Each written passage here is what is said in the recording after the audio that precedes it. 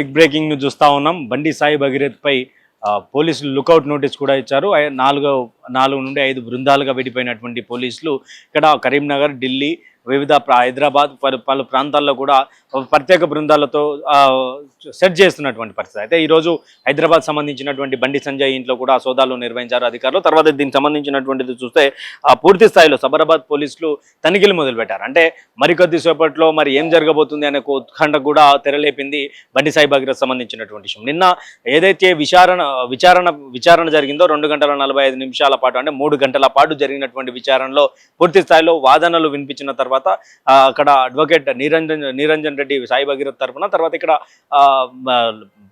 Victim తరపున PP మరియు పప్పు నాగేశ్వరరావు కూడా మాట్లాడడం జరిగింది. అయితే దీనికి సంబంధించినటువంటి విషయంలోనే నిన్న విచారణ తర్వాత బెయిల్ వస్తుంది, యాంటిసిపేటరీ బెయిల్ వస్తుంది అనే కోణంలోనే కూడా కొంత పరారీలో ఉన్నటువంటి పరిస్థితి. అదే 8వ తారీఖు రోజు కేసు ఫైల్ అయితే 9వ తారీఖు రోజు బండి సాయి భగీరథ్ పరారీలో ఉన్నాడు అంటూ కూడా ఇక్కడ చేయడం. తర్వాత 12వ తారీఖు రోజు ఇక్కడ ముఖ్యమంత్రి గారు రెస్పాండ్ కావడం, స్పెషల్ టీం వేయడం, తర్వాత 3 రోజులుగా ఫోన్ స్విచ్ ఆఫ్లో ఉందని చెప్పి స్పెషల్ ఆఫీసర్ రితురాజ్ గారు చెప్పడం, ఇక పరారీలో ఉన్నాడని చెప్పేసి పోలీసులు డిక్లరేషన్ చేయడం, కొంత పోలీసులు కూడా జాప్యం చేశారంటూ కూడా బీఆర్ఎస్ నేతలు పదే మాట్లాడినటువంటి పైన. అయితే రేవంత్ రెడ్డి మరియు బండి సంజయ్ కలిసే పనిచేస్తా ఉన్నారు. ఇక్కడ బీజేపీ కాంగ్రెస్ ఒకటి కాదు, ఇద్దరు కూడా ఒకటే అనే కోణంలో కూడా మాట్లాడినటువంటి సందర్భం కూడా చూసాం. అయితే మరి మొత్తానికి బండి సాయి భగీరథ్ పై వచ్చినటువంటి ఆరోపణల మీద, అంటే ఆయన మీద ఫోక్సో కేసు ఆరోపణలు కూడా వస్తూ ఉన్నాయి. దీనికి సంబంధించినటువంటి విషయంలోనే బండి సంజయ్కి సంబంధించినటువంటి సందర్భంలో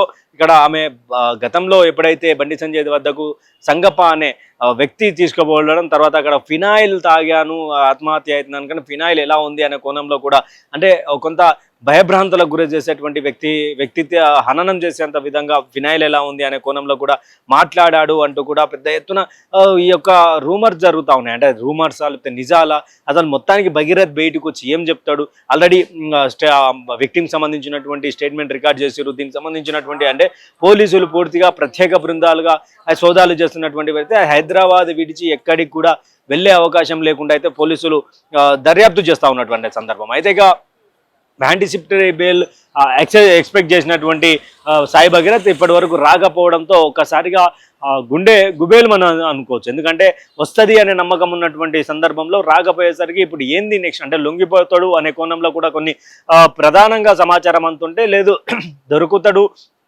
పోలీసులు ప్రత్యేక బృందాలుగా విడిపోయి సెట్ చేస్తున్నారు కాబట్టి దొరికే అవకాశాలు ఉంటాయి, ఈరోజు రాత్రి వరకు దొరికే సందర్భాలు కూడా ఉంటాయనే కోణంలో కూడా మాట్లాడుతూనే. అంటే ఈరోజు శనివారం కావడంతో ఇక్కడ బండి సాయి భగీరథ్ దొరకడా అసలు ఇక్కడున్నాడు అనే కోణంలో కూడా కొంత ఉత్కంఠమైనటువంటి పరిస్థితి కనిపిస్తూ ఉన్నది. మరి అయితే ఇక్కడ ఇంటి దగ్గర చేసినటువంటి పరిస్థితులు అయితే ఇక్కడ సోదాలు చేసినప్పటి తర్వాత ఎక్కడ కూడా ఈ యొక్క దాఖలాలు కనిపించకపోవడం, ఇవన్నీ కూడా ఇవన్నీ ఒక సందర్భాన్ని తలెత్తిస్తాయి. అయితే బండి సంజయ్ విషయంలో కూడా ఏటుగా చేర్చాలని ప్రధానంగా విమర్శలు వస్తూ ఉన్నాయి. బండి సంజయ్ తన తండ్రి కాబట్టి, భగీరథ్ తండ్రి విషయంలో యాక్షన్ ఉండాలి, కేంద్ర మంత్రికి బర్తరఫ్ చేయాలంటూ కూడా నాగేశ్వరరావు, ఎవరైతే విక్టిమ్ తరపున ఉన్నటువంటి న్యాయవాది, రాష్ట్రపతికి మరియు ప్రధానమంత్రికి లేఖ రాయడం కూడా కొంత గందరగోళమైనటువంటి పరిస్థితికి వస్తుంది. ఎక్కడ చూసినా రాజకీయంగా కొంత ఇబ్బందికరమైనటువంటి పరిస్థితులే ఉండే అవకాశాలు ఉంటాయి. బండి సంజయ్కి సంబంధించినటువంటి విషయంలో రాజకీయంగా తనకు ఎదుర్కోలేనటువంటి వాళ్ళు నా మీద కుట్రలు చేస్తున్నారంటూ కూడా మాట్లాడినటువంటి సందర్భం చూడొచ్చు. మరీ ముఖ్యంగా తనను ఎదుర్కోలేనటువంటి సందర్భంలో ఇలాంటి వ్యాఖ్యలు చేస్తూ అంటూ కూడా, అంటే హిందూ ఏకతా యాత్రకు సంబంధించినటువంటి విషయంలో కూడా నాపై ఎలాంటి కుట్రలు చేసినా కూడా కొన్ని వివాదాస్పదమైనటువంటి వ్యాఖ్యలు చేయడం, అదొక హిందూ ప్రోగ్రాంలో కూడా తన కుటుంబాన్ని తనను ఒక సర్టిఫికేట్ ఇచ్చుకునే, అంటే మంచివాడు అనే సర్టిఫికేట్ ఇచ్చుకునే కోణంలో కూడా మాట్లాడుతున్నారు. ఆయన బండి సంజయ్కి ఏ టైంలో ఏం మాట్లాడో తెలియదా అంటూ కూడా భారీ ఎత్తున విమర్శలు వినిపిస్తున్నటువంటి నేపథ్యం. కానీ మరి బండి సాయి భగీరథ్ ఎక్కడున్నాడు అనేది ఇప్పటికే ప్రత్యేక బృందాలు వెతుకుతున్నా కూడా ఇప్పటి వరకు అయితే చిన్న ఇన్ఫర్మేషన్ కూడా దొరకట్లేదు. అదే సామాజిక కోణంలో చూసుకున్నా, రాజకీయ విమర్శలను చూసుకున్నా కూడా అయితే ఒకసారి అయితే మెయిల్ చేశారని చెప్పారు, తర్వాత లెటర్ ఇచ్చారని చెప్పారు, తర్వాత లుకౌట్ నోటీసులు జారీ చేయడం ఏంటి, దీని మీద సిట్ వేయడం ఏంటి అనేది కూడా కొంత మాట్లాడుతూ ఉన్నారు. అంటే తన మేనమామకు ఇచ్చారు అని చెప్పేసి, తర్వాత తన మెయిల్ చేశారని చెప్పేసి, ఇవన్నీ అంటే మెయిల్ చేసే ఐపీ అడ్రస్ ద్వారా పట్టుకునే అవకాశం ఉంటుంది కదా, తర్వాత సైన్లకు సంబంధించినటువంటి డిఫరెంట్గా ఉన్నది అని చెప్పే కోణం, ఇదంతా కూడా జరుగుతూ ఉన్నటువంటి నేపథ్యం. మరి 5 ప్రత్యేక బృందాలు మరి ఈరోజు రేపా అసలు పట్టుకుంటారా లేదా అనే కోణంలో కూడా అందరూ వెయిట్ చేస్తూ ఉన్నటువంటి పరిస్థితి. అంటే బండి సాయి భగీరథ్ బయటికి వచ్చి పోలీసుల విచారణలో ఏం చెప్పాలనుకుంటున్నారు? అదే పోలీసుల విచారణ అంటే తనకు ప్రొటెక్షన్ ఇస్తే నేను విచారణకు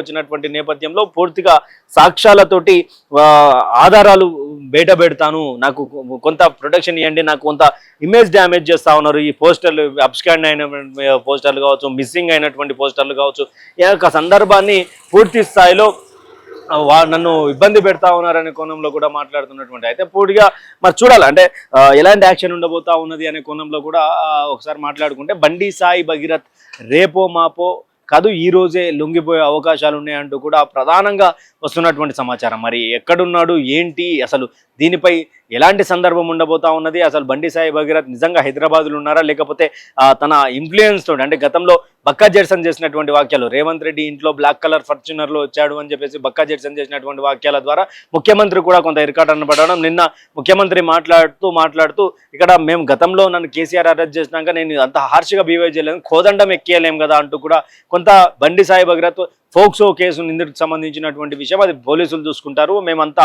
హార్ష్గా బిహేవ్ చేయమంటూ కూడా అక్కడ మాట్లాడడం జరిగింది. అంటే మరి ఎలాంటి పరిస్థితులు ఉండే ఆ సందర్భం కనిపిస్తుంది, అంటే పేట్ బషీర్ బాగ్లో ఆయన లొంగిపోయే అవకాశం ఉందా లేదా అనేది కూడా తెలియాల్సినటువంటి పరిస్థితి.